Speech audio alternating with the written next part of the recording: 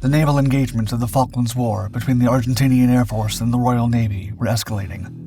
A British warship, HMS Sheffield, was operating in hostile territory, ready to strike down any upcoming enemy aircraft. Suddenly, the silhouette of an unseen threat disrupted the horizon. Argentina's Air Force's hidden secret, a lethal French-made Exocet missile. The menacing missile, a symbol of the new era of naval warfare, streaked through the sky. The crew braced for impact. Before anything could be done to neutralize it, the missile tore into the hull of Sheffield. The devastating impact echoed across the seas, marking the first successful strike of an Exocet missile and a pivotal moment in naval history. The Royal Navy, humiliated by this blow dealt by the underarmed Argentinian troops, swiftly prompted the military to call the best of the best to neutralize the rest of the Exocet missiles in Argentina's arsenal, the Special Air Service, or SAS. Their mission was bound to be reckless, almost impossible, but they had always gone against the odds and had always triumphed. Until then. In the vastness of the South Atlantic Ocean, a small archipelago bore the weight of a centuries-old dispute between two nations. These were the Falkland Islands, a speck of British soil claimed by Argentina for generations, despite being under British Empire control since 1833. Diplomatic and military tensions rose between the two nations, with Argentina's fervent belief in its sovereignty over the islands conflicting with Britain's unwavering control since the 19th century. Argentina was under the dictatorship of General Leopoldo Galtieri, a fervent nationalist and a member of the military junta that had ruled the country since 1976. He sought to divert attention from the economic and social struggles the country was going through. As a result, Galtieri and his government pursued an aggressive military action to assert Argentina's claim over the Falklands, which they viewed as rightfully belonging to Argentina. Amidst this long-standing territorial dispute, the harmony of the Falklands shattered on April 2, 1982, when Galtieri ordered a swift invasion with the Argentinian Army, Navy, and Air Force. The Argentine forces swiftly stormed the Falklands, catching the world off guard and thrusting both nations into an unexpected conflict that defied the superior military of the United Kingdom. The Argentine incursion was met with disbelief and outrage in the UK's military and political sphere. British Prime Minister Margaret Thatcher denounced the invasion as an act of aggression and a violation of international law that could not stand unchallenged. The UK's military immediately counterattacked, assembling a heavily armed task force and preparing a daunting plan to take control of the Falklands with ruthless military force. Their sole objective was to reclaim what they saw as rightfully British. But flying the Union Jack over the islands was not easy. Despite their military inferiority, the Argentinians were more than ready to put up a fight. The British task force dispatched to reclaim the Falkland Islands in 1982 comprised around 127 ships from the Royal Navy, carrying approximately 26,000 troops. This force included Royal Marines, paratroopers, and infantry units, including the acclaimed Special Air Service, or SAS. The troops were supported by various naval vessels, including aircraft carriers, amphibious assault ships, destroyers, frigates, support vessels, and auxiliary ships. The task force was equipped with logistics and support vessels to provide fuel, ammunition, medical aid, and other essential supplies for sustained operations in the South Atlantic. The troops had to cover a considerable distance from the UK to the Falklands, navigating rough seas and challenging weather conditions during its approximately 8,000-mile journey to the land to be reconquered. The British forces were tasked with a complex military operation that involved several amphibious assaults, naval blockades, air superiority missions, and ground offensives aimed at retaking the Falkland Islands from the Argentinians from multiple fronts. As for Argentina, the troops that occupied the Falkland Islands were primarily composed of around 12,000 Argentine soldiers, Marines, and airmen. The troops were equipped with various weapons and military equipment, including small arms, artillery, tanks, and aircraft acquired from the United States and other European countries decades before. Their defenses included fortified positions, coastal artillery, and improvised airstrips for air support. They were positioned across critical locations in the Falklands, particularly around the capital city of Stanley. Although initially confident in their occupation, the Argentinian forces faced significant challenges, including harsh weather conditions and logistical issues. Furthermore, they were significantly outnumbered by the incoming British task force. Still, the men were ready to fight the enemy until the end. The air and sea war between the British and Argentine forces was ruthless despite Argentina's inferiority.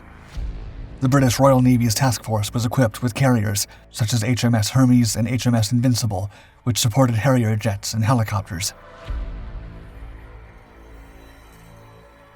Meanwhile, the Argentinian Air Force primarily utilized Mirage and Skyhawk fighter jets stationed on the mainland and Argentine-controlled airstrips on the Falklands. The British Harrier jets, operating from aircraft carriers, engaged in dogfights with Argentine fighter aircraft and performed ground attack missions over enemy positions. The odds were against Argentina. The British had destroyers, frigates, and submarines. The Argentine Navy had a small fleet comprised only of frigates and patrol boats. As the dogfights and sea engagements raged on to support ground operations, the naval situation escalated after the British fought the Argentine cruiser ARA General Belgrano on May 2, 1982. British submarine HMS Conqueror launched 3 torpedoes at General Belgrano outside the established exclusion zone to deter and control the movement of Argentine military forces. 2 of the torpedoes were a direct hit, leading to the sinking of the old warship and the loss of 300 sailors. Global controversy soon followed. The senior cruiser was outside the zone and posed no threat to the British. Still, the Argentinian Air Force retaliated with force to avenge their fallen comrades.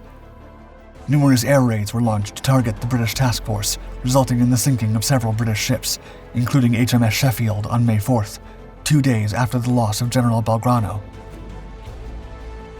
Although only 20 out of a crew of 368 lost their lives, the strike was a morale boost for Argentina and a severe blow to the Royal Navy's prestige. The Argentinians also had a trick up their sleeve: the employment of the devastating French Exocet anti-ship missiles and Dassault Brigade Super-Étendard carrier-borne strike fighter aircraft.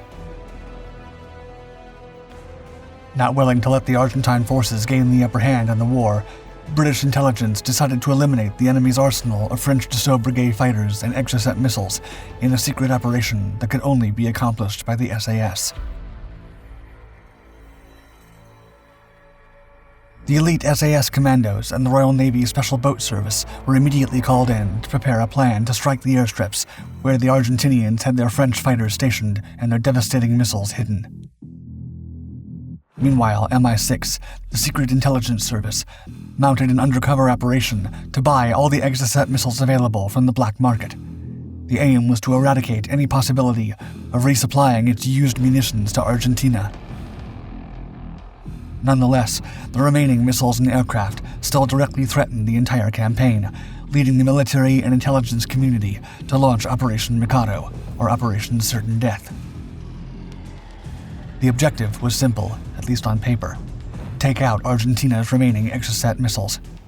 Brigadier Peter de la Bière, the director of the SAS, proposed a mission similar to Operation Entebbe, consisting of landing 55 SAS commandos and 2 American Lockheed C-130 Hercules aircraft directly on the runway at the Rio Grande, where they believed the missiles were stored.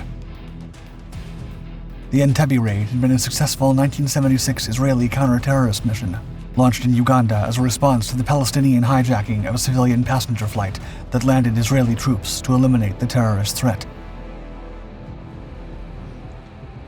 To gain intelligence for Operation Mikado, the British launched another operation, codenamed Plum Duff, which took off between the night of May 17th and 18th. The SAS commandos departed from HMS Invincible aboard a Royal Navy Westland Sea King HC-4 bound for Tierra del Fuego. The commandos were to establish an observation post and relay information about the number of troops at Rio Grande Airfield and the weather, and determine if the runway was lit. The Sea King helicopter had to fly close to its maximum operating range, turning Operation Plum Duff into a one-way mission. Once the 8 commandos were dropped off, the aircrew was to make way for Chile and eliminate the rotor wing in deep water. Nevertheless, the plan quickly went sideways, and a terrible fog changed plans.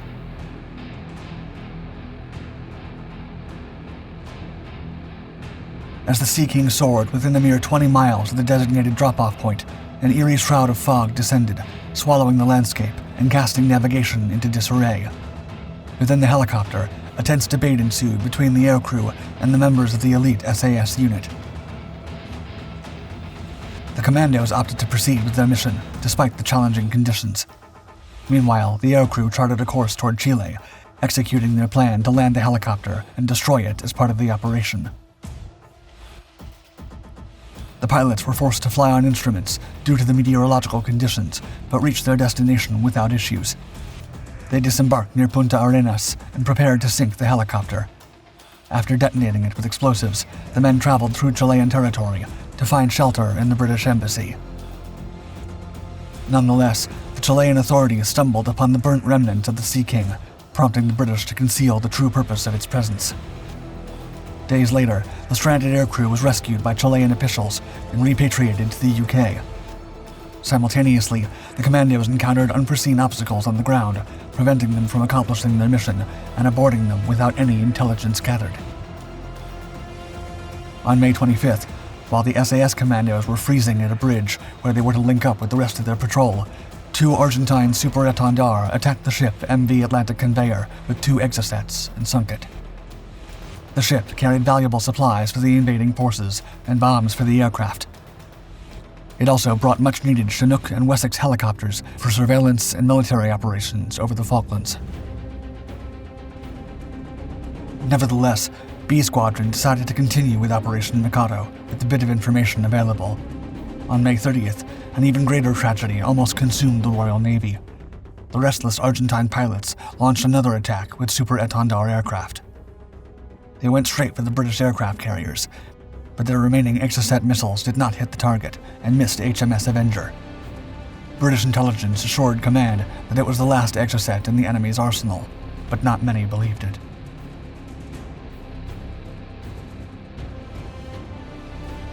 The SAS commandos did not believe the Argentines were out of missiles, despite the discreet black market efforts conducted by MI6 to prevent Argentina from purchasing more. Consequently, the SAS High Command decided to prepare Mikado to prove it. Many officers argued the regiment was only doing it to add another decoration to the already prestigious unit's history. The plan was as follows. 2 C-130s would fly from Ascension Island and refuel mid-flight. Near the Falkland Islands, the aircraft would turn east, dodging Argentine radar, descending to a mere 50 feet over the final 380 miles toward Tierra del Fuego. Flying low over Lake Fagnano, they aimed to elude detection by Rio Grande Air Base's radar. Upon breaching Chilean airspace, they would maneuver and approach the Rio Grande from an unexpected direction. This daring plan involved a swift nighttime incursion by SAS troopers mounted on Pink Panther jeeps and motorcycles. The C-130s would stay vigilant from above, ready for a rapid extraction, while the commandos executed their mission. But doubts emerged. The operation prompted discontent within the SAS ranks. Practical concerns about the mission's viability led to its eventual cancellation. The risky plan led to diplomatic and military tensions, ultimately prompting its abandonment on June 3, 1982. The operation's cancellation marked a victory of reason over audacious bravado amid controversies surrounding its real motives, including a perceived preservation of the SAS myth of the daring operations that had proved themselves since their humble beginnings during the North African campaign of World War II.